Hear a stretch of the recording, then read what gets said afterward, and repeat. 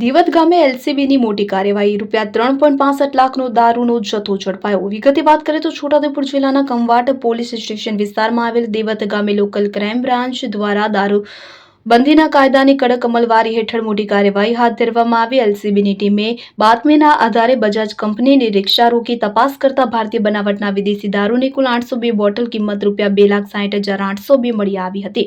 સાથે જ રિક્ષા જેની કિંમત ₹3,65,802 નો મુદ્દામાલ કબજે કરાયો છે, જેમાં રિક્ષાની કિંમત 1 લાખ અને મોબાઈલ ફોનની કિંમત ₹5,000 નો સમાવેશ થાય છે।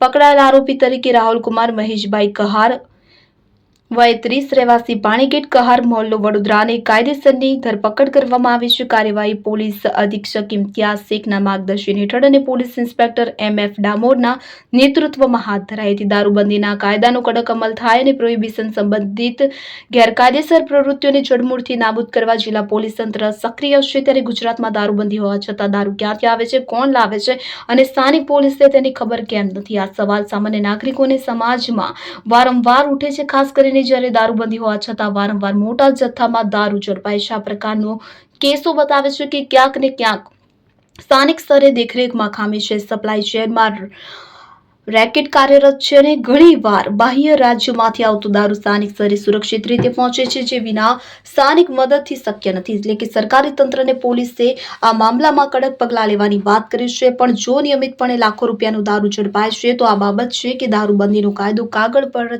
છે અને જમીન પર નહીં। ઇમરાન મિર્ઝા, છોટાઉદેપુર।